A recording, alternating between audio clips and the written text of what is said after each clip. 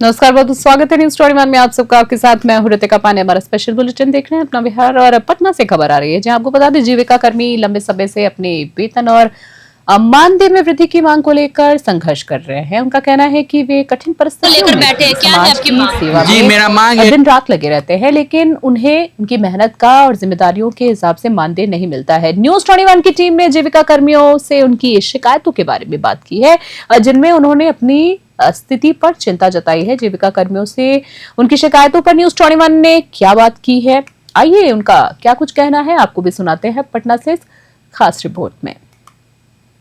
हो गया है आज से, हाँ जून से ही हम लोग का ये चल रहा है। जी आपका नाम? जी मेरा नाम प्रमोद कुमार है, मैं पूर्वी चंपारण जिला से हूँ।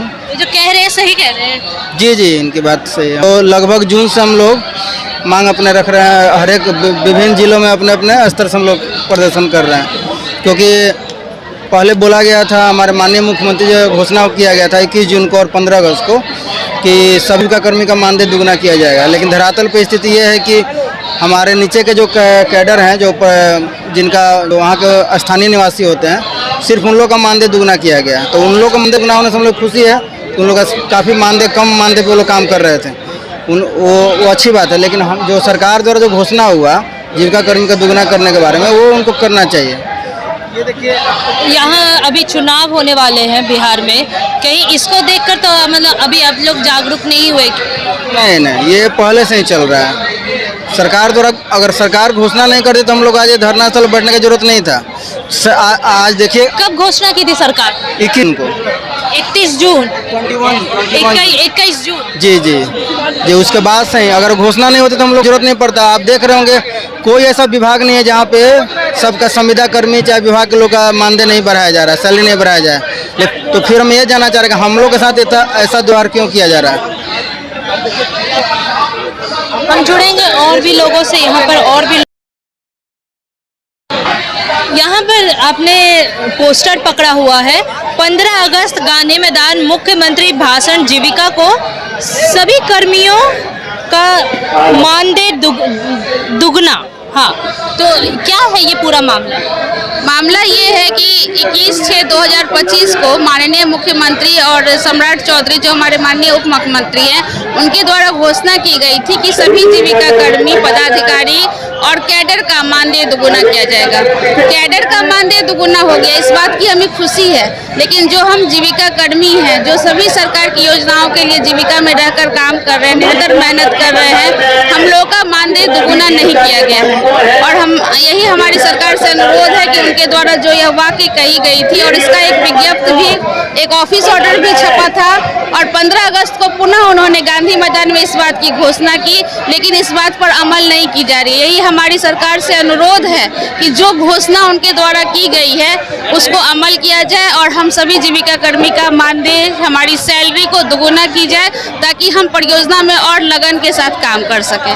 कब से शुरू है आप लोगों का ये प्रदर्शन? आज हमारा शुरू हुआ है, और जब तक हमारी मांग पूरी नहीं होगी हम निरंतर अपने प्रदर्शन को जारी रखेंगे।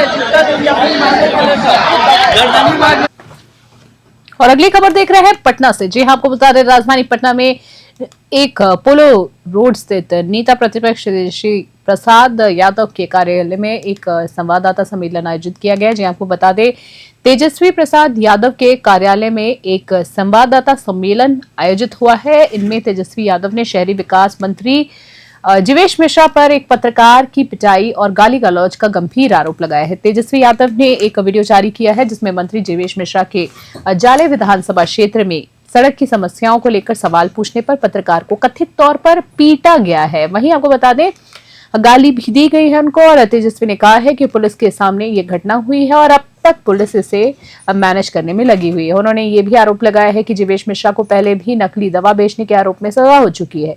तेजस्वी ने एक और वीडियो दिखाया है जिसमें पीड़ित पत्रकार पुलिस को आवेदन देने जा रहा था, लेकिन पुलिस ने उसका आवेदन लेने से मना कर दिया है। तेजस्वी यादव ने सवाल उठाए हैं कि क्या देश में कानून अलग अलग है या पत्रकारों का सवाल पूछने पर पीटा जाता है और गाली दी जाती है। पटना से अविनाश कुमार की खास रिपोर्ट। जो शहरी विकास मंत्री हैं जीवेश मिश्रा, उनके करतूतों को आप लोगों के समक्ष लाना चाहते हैं। कुछ वीडियोस हैं जो हम आप लोगों के समक्ष जो है प्ले करेंगे। और माननीय मंत्री जीवेश मिश्रा जो है उनको नकली दवा बेचने के जुर्म में सजा भी हो रखी है और उन्होंने मंत्री पद पे रहते हुए एक भारी अपराध किया है, जिसका वीडियो आप लोगों के समक्ष रखेंगे। इस वीडियो में माननीय मंत्री जी से अपने इलाके में जब दौरा कर रहे थे जाने विधानसभा में, तो पत्रकार एक हैं, अति पिछड़ा समाज के आते हैं, साहनी समाज के आते हैं। शिवहर से खबर देख रहे हैं। शिवहर जिले के तरियानी प्रखंड स्थित मठ मसौली हाई स्कूल में गरीब जनता पार्टी लोजपा द्वारा आयोजित जन संवाद कार्यक्रम में राष्ट्रीय अध्यक्ष विकास कृष्ण उर्फ कवि ने जनता को संबोधित किया है। इस कार्यक्रम में तेज प्रताप यादव के आने की पूर्ण घोषणा के कारण हजारों लोगों की भीड़ जुटी थी, लेकिन खराब तबीयत के कारण वे नहीं आ सके। कवि ने मंच से इस बात की जानकारी दी है। कवि ने अपने संबोधन में कहा है कि उनकी पार्टी ने पिछले 3 वर्षों में वृद्ध, विधवा और दिव्यांग पेंशन को 400 से बढ़ाकर 2500 करने की मांग को लेकर 400 से अधिक सभाएं की है, जिनके परिणाम स्वरूप पेंशन राशि बढ़कर 1100 हो गई है। शिवहर से संजीत कुमार की खास रिपोर्ट। पाए हैं, इसके लिए हम दुख प्रकट करते हैं क्योंकि हमारे नेता का अचानक अस्वस्थ हो गए हैं, तबीयत खराब हो गया है, जिसके कारण वो हमारे जनता जनार्दन हमारे जनता मालिक के बीच नहीं आ पाए हैं आशीर्वाद के लिए। लेकिन पुनः स्वस्थ होते हैं तो उनको हम ले करके आए हैं और आएंगे। सभी लोगों से मिलवाने का हम काम करेंगे कि ये जो गिला शिकवा है वो सब दूर हो जाएगा।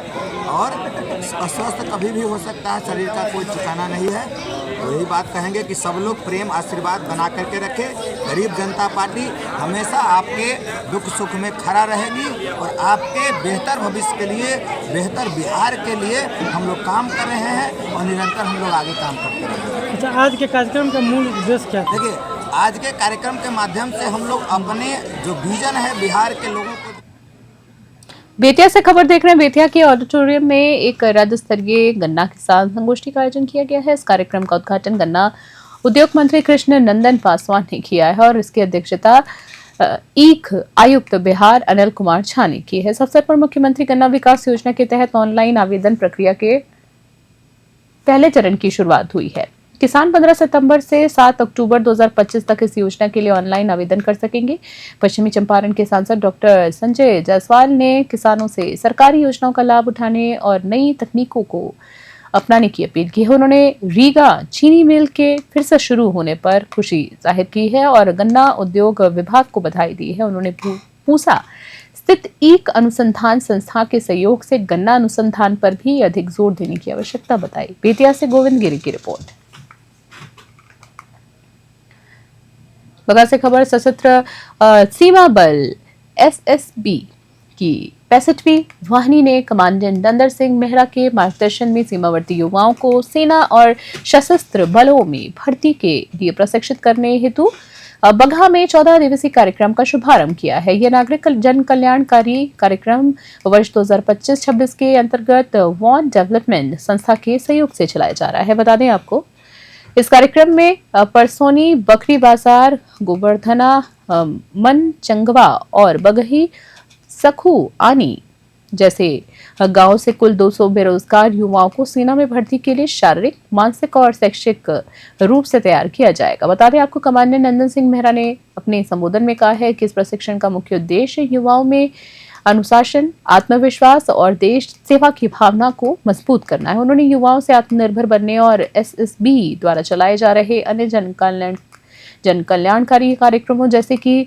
निःशुल्क चिकित्सा शिविर, नशा मुक्त भारत अभियान, बेटी बचाओ बेटी पढ़ाओ और स्वच्छता अभियान में भी भाग लेने का आह्वान किया है। इस अवसर पर ग्राम पंचायत परसौनी के सरपंच ब्रजकिशोर महतो, मनचंगवा के सरपंच मुनीश प्रसाद, बगही सखुआनी के सरपंच जो है गोपाल देवनाथ, परसौनी के मुखिया विजय महतो, सहायक कमांडेंट राजकुमार और 65वीं वाहिनी के अन्य जवान भी उपस्थित थे। बगहा से इंद्रमणि कुमार दुबे की खास रिपोर्ट।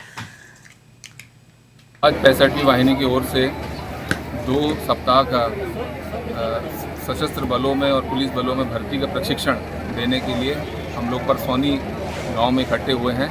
यहाँ पर बहुत भारी तादाद में नव युवक और युवतियाँ दोनों ही बढ़ चढ़ करके इस कार्यक्रम में इन्होंने पार्टिसिपेट किया है और 300 से ज़्यादा एप्लीकेशन हमारे पास में अब तक आ चुकी हैं जो कि इस प्रशिक्षण को करने के इच्छुक हैं। और मुझे पूरा विश्वास है कि हमारे संचालन में और हमारे मार्गदर्शन में ये बच्चे अच्छी तरह तैयारी कर पाएंगे और इस तरह के जो सशस्त्र बलों के जो भी टेस्ट होते हैं उनमें ये उत्तीर्ण हो पाएंगे। बहुत बहुत धन्यवाद। आज 65वीं वाहिनी की ओर से 2 सप्ताह का सशस्त्र बलों में और पुलिस बलों में भर्ती का प्रशिक्षण देने के लिए हम लोग परसौनी गांव में इकट्ठे हुए हैं। यहाँ पर बहुत भारी तादाद में नव युवक और युवतियाँ दोनों ही बढ़ चढ़ करके इस कार्यक्रम में इन्होंने पार्टिसिपेट किया है और 300 से ज़्यादा एप्लीकेशन हमारे पास में अब तक आ चुकी हैं जो कि इस प्रशिक्षण को करने के इच्छुक हैं। और मुझे पूरा विश्वास है कि हमारे संचालन में और हमारे मार्गदर्शन में ये बच्चे अच्छी तरह तैयारी कर पाएंगे और इस तरह के जो सशस्त्र बलों के जो भी टेस्ट होते हैं उनमें ये उत्तीर्ण हो पाएंगे। बहुत वैश्यती पिछड़ा एकता मंच की एक महत्वपूर्ण बैठक आज कुर्था प्रखंड मुख्यालय स्थित रामदेव साहू मैरिज हॉल में हुई है। बैठक की अध्यक्षता प्रोफेसर प्रेम कुमार कानू ने की है जबकि संचालन राकेश रंजन शाह ने किया है। बता दें आपको बैठक में मुख्य अतिथि आनंद कुमार चंद्रवंशी समेत कई वक्ताओं ने इस बात पर जोर दिया है कि 45% आबादी होने के बावजूद भी वैश्य और अति पिछड़ा समाज को अभी तक विधानसभा में उचित प्रतिनिधित्व नहीं मिल पा रहा है। वक्ताओं ने कहा है कि राजनीतिक दल उनके वोटों का इस्तेमाल सत्ता में आने के लिए करते हैं लेकिन उन्हें कोई श्रेय नहीं दिया जाता है। इस बैठक में यह निर्णय लिया गया है कि आगामी विधानसभा चुनाव में ये मंच अपने बैनर तले योग्य उम्मीदवारों को मैदान में उतारेगा। वक्ताओं ने युवाओं से राजनीति में सक्रिय रूप से भाग लेने की अपील की है। इस मौके पर समाज में बड़ी संख्या में लोग उपस्थित थे। अरवल से रंजन कुमार की रिपोर्ट देख रहे हैं।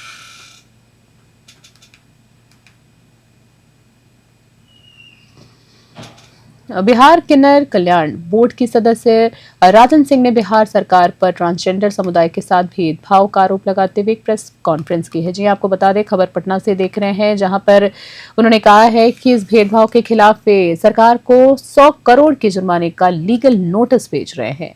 बता दें आपको कि राजन सिंह ने यह भी कहा है कि अगर सरकार अगले 1 हफ्ते में उन्हें कार्यालय उपलब्ध नहीं कराती है तो वह बिहार किन्नर कल्याण बोर्ड के अध्यक्ष मनोज साहनी के कार्यालय के बाहर ही अपना कार्यालय खोल लेंगे। उनका यह कदम सरकार की अनदेखी के खिलाफ कड़े विरोध का दर्शाता है। पटना से अविनाश कुमार की खास रिपोर्ट।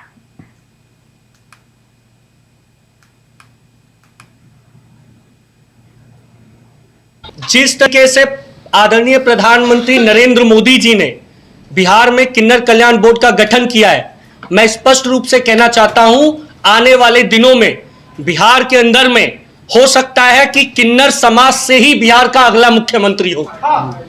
बिहार का अगला मुख्यमंत्री किन्नर समुदाय से होगा। बिहार सरकार अगर 1 सप्ताह के अंदर किन्नर कल्याण बोर्ड को कार्यालय नहीं देगी तो किन्नर समुदाय के अध्यक्ष, किन्नर कल्याण बोर्ड के अध्यक्ष मदन साहनी जी के घर के बाहर हम लोग कार्यालय लगाएंगे और उनका घर कब्जा करेंगे। जिस तरीके से आदरणीय प्रधानमंत्री नरेंद्र मोदी।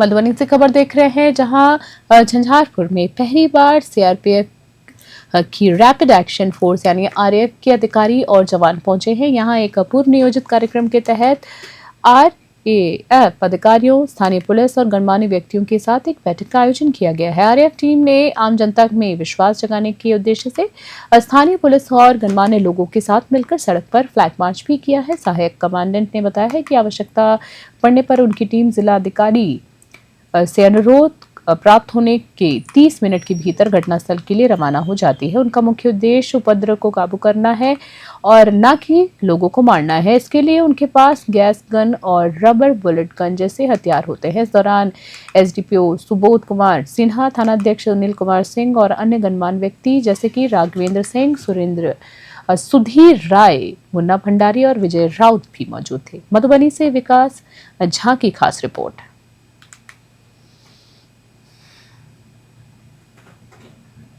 बैठक हुई है, क्या किस संबंध में बैठक हुई? आज झंझारपुर अनुमंडल अंतर्गत रैपिड एक्शन फोर्स बटालियन 114 के समन्वय से जिला पुलिस और आरएएफ के द्वारा विधि व्यवस्था और विशेष रूप से सांप्रदायिक मामलों को लेकर के संवेदनशील बनाने के लिए पब्लिक के साथ यहाँ जागरूकता का अब बैठक किया गया।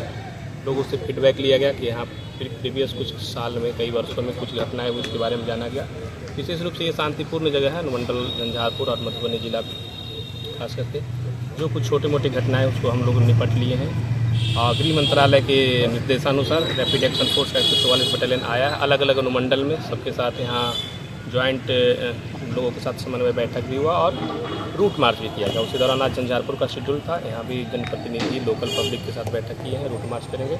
इससे एक मैसेज, दो मैसेज आएगा कि एक तो पहला कि पुलिस या जो भी हमारे विभिन्न प्रकार के जो ऑथराइज बल हैं सब तैयार हैं किसी भी मामला को निपटने के लिए। दूसरा एक मैसेज है कि भाई इन सब चीज़ों के लिए आप जनता भी अलर्ट रहे और किसी प्रकार का कोई उपद्रव या सांप्रदायिक माहौल। बैठक हुई है, क्या किस संबंध में बैठक हुई है?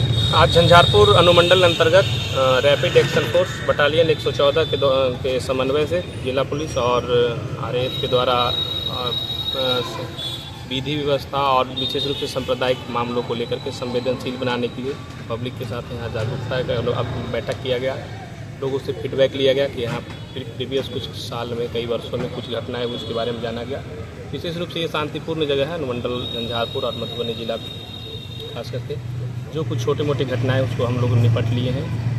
गृह मंत्रालय के निर्देशानुसार रैपिड एक्शन फोर्स का 144 बटालियन आया है अलग अलग अनुमंडल में। सबके साथ यहाँ ज्वाइंट लोगों के साथ समन्वय बैठक भी हुआ और रूट मार्च भी किया गया। उसी दौरान आज झंझारपुर का शेड्यूल था, यहाँ भी जनप्रतिनिधि लोकल पब्लिक के साथ बैठक किए हैं, रूट मार्च करेंगे।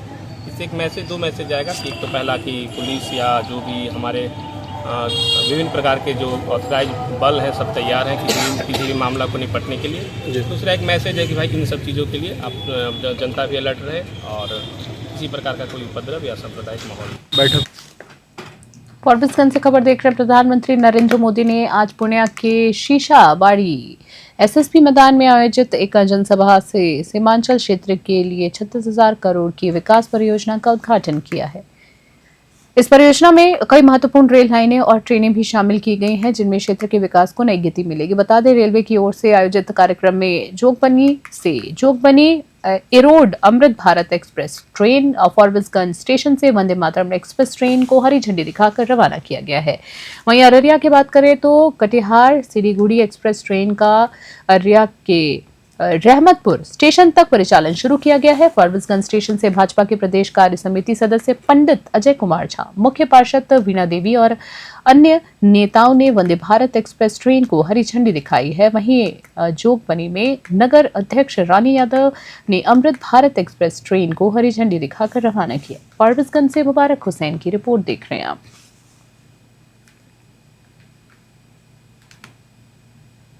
चैनपुर विधानसभा क्षेत्र के हाटा बाजार में सोमवार को राष्ट्रीय जनता दल राजद का कार्यकर्ता सम्मेलन आयोजित हुआ है, जिसमें बक्सर के सांसद सुधाकर सिंह मुख्य अतिथि के रूप में मौजूद थे। सांसद ने भारत सरकार की वाराणसी कोलकाता एक्सप्रेसवे परियोजना में किसानों की अधिग्रहित जमीन के मुआवजे का मुद्दा उठाया है। उन्होंने आरोप लगाया है कि किसानों को उचित मुआवजा नहीं मिल रहा है। उन्होंने कहा है कि महागठबंधन ने इसके लिए पटना में आंदोलन चलाया था, लेकिन अल्पसंख्यक कल्याण मंत्री मोहम्मद जमा खान ने किसानों को बांट दिया और आंदोलन को कमजोर कर दिया। कैमूर भभुआ से आनंद कुमार की खास रिपोर्ट।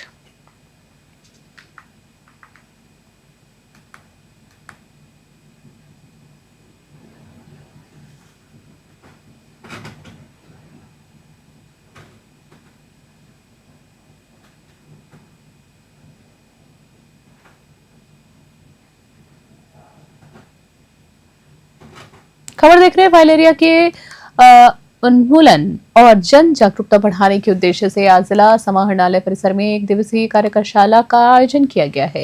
ये कार्यक्रम एम्स पटना, जिला स्वास्थ्य समिति बेगूसराय और विमेन्स कलेक्टिव फोरम के सहयोग से हुआ है। बता दें, एम्स पटना के सह प्राध्यापक डॉक्टर संतोष कुमार निराला ने बताया है कि फाइलेरिया एक परिजीवी कृमि से होने वाला संक्रमण है, जो संक्रमित मच्छरों के काटने से फैलता है, जिसे हम हाथी पांव रोग भी कहते हैं। ये जो लिम्फेटिक सिस्टम को प्रभावित करता है, साथ ही साथ जिससे हाथ, पैर और अन्य अंगों में सूजन आ जाती है। इस बीमारी को खत्म करने के लिए समुदाय में मौजूद समस्याओं को समझना और उनका प्रबंधन करना भी बहुत जरूरी है। मोतिहारी से अमरजीत सिंह की खास रिपोर्ट देख रहे हैं आप।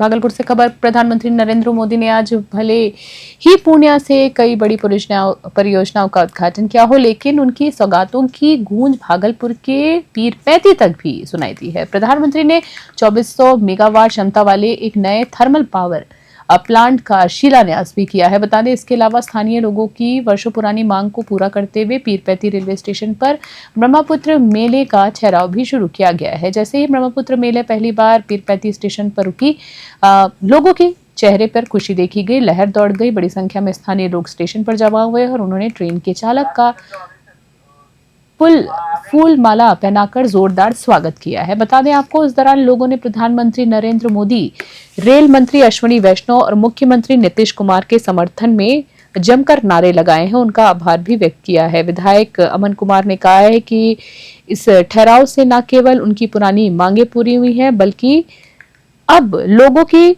राजधानी सहित अन्य बड़े शहरों में जुड़ने की भी आसानी होगी। उन्होंने कहा है कि इससे पीरपैंती और आसपास के क्षेत्रों में विकास की भी तेजी होगी। भागलपुर से राहिल सिद्दीकी की रिपोर्ट देख रहे हैं आप। कल्पना से नहीं बता सकते हैं कि कितना बड़ा, अगर जहां तक जा सकते हैं बड़ा का अगर कोई स्वरूप है तो इससे भी बड़ा पीरपैंती वासी के लिए कितनी प्रसन्नता है, अपार प्रसन्नता। जितना वर्णन की जाए वो कम होगा, जितना बोला जाए वो भी अतिशयोक्ति से कम नहीं होगा। क्या क्या आज सौगात मिला है? सौगात माननीय प्रधानमंत्री जी को दिल से धन्यवाद देते हैं कि पीरपैंती वासी के लिए आपने जो जो दिया वो सारा चीज मिल चुका। आप देखिए, हम जिस जगह खड़े हैं सदियों से वो पुराना मांग था, जिसको कि लोग जाते हवा में देखता था कि ब्रह्मपुत्र मेल गुजरी, आज उसका स्टॉपेज है। ठीक 3 बजे प्रधानमंत्री जी व्यस्तता के कारण पीरपैंती नहीं आ सके, लेकिन बगल में पूर्णिया आ रहे हैं, वहीं से बैठ के 29,000 करोड़ का बजट, जो कि हम लोग सपने में भी कोई नहीं सोचा होगा कि देश का बजट का 1/4 से ज्यादा हिस्सा। अरवल से खबर देख रहे हैं। आगामी 23 सितंबर को होने वाले विधानसभा सम्मेलन की तैयारियों को लेकर आज डाक बंगला परिसर में एनडीए राष्ट्रीय जनतांत्रिक गठबंधन के कार्यकर्ताओं की एक बैठक आयोजित की गई है। बैठक की अध्यक्षता जो है जदयू के जिला अध्यक्ष मिथिलेश यादव ने की है। मिथिलेश यादव ने अपने संबोधन में कहा है कि इस सम्मेलन में कार्यकर्ताओं की मजबूत उपस्थिति ही आगामी विधानसभा चुनाव में एनडीए की दावेदारी की ताकत को दर्शाएगी। उन्होंने सभी कार्यकर्ताओं से सम्मेलन को सफल बनाने की अपील की है। बैठक में भाजपा के जिला अध्यक्ष धर्मेंद्र तिवारी, हम के जिला अध्यक्ष सुनील शर्मा, लोजपा के जिला अध्यक्ष सत्येंद्र रंजन, रलोमो नेता पप्पू वर्मा, आपको बता दें रलोमो नेता पप्पू वर्मा, सत्येंद्र कुशवाहा, उत्तम कुशवाहा सहित एनडीए के कई नेता और कार्यकर्ता भी मौजूद रहे। अरवल से रंजन कुमार की रिपोर्ट।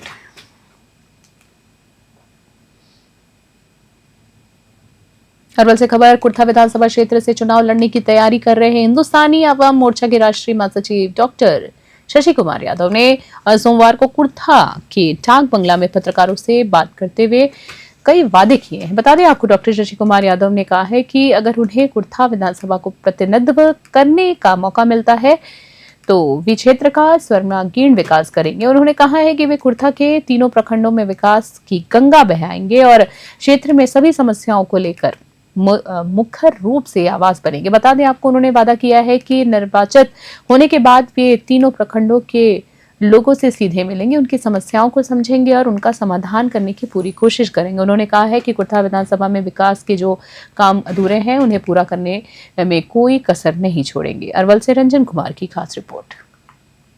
मजबूती से पेश कर रहे हैं। बिल्कुल, हम लोग पूरी पार्टी हर सीट पे दावेदारी से पेश कर रहे हैं और 23 तारीख को जो एनडीए का सम्मेलन है उसमें हमारी पार्टी की तरफ से हजारों लोग इसमें भाग लेंगे और मजबूती के साथ उस सम्मेलन में भाग लेंगे, मजबूती के साथ रहेंगे। एनडीए गठबंधन अगर आपको उम्मीदवार घोषित कर देती है तो उसके बाद आपका क्या मैनिफेस्टो रहेगा? देखिए, मैनिफेस्टो तो एनडीए का है, हमारे 5 घटक दलों का है, हमारे पार्टी का हिंदुस्तानी आवाम मोर्चा के सेकुलर का है, लेकिन जहां तक एक डॉक्टर होने के नाते मुझे लगता है कि स्वास्थ्य और शिक्षा एक सबसे बड़ी चीज है। अगर हम स्वस्थ इंसान को रखेंगे तो देश का और प्रदेश का विकास होगा। अगर एक शिक्षित बच्चे, शिक्षित लोग होंगे तो प्रदेश और देश का विकास होगा। तो किसी भी प्रदेश के विकास के लिए, किसी भी जिला के विकास के लिए, किसी भी गांव के विकास के लिए आदमी को स्वस्थ और शिक्षित होना ज्यादा चाहिए। खास बुलेटिन में इतना ही। बने रहिए न्यूज़ 7 में। नमस्कार।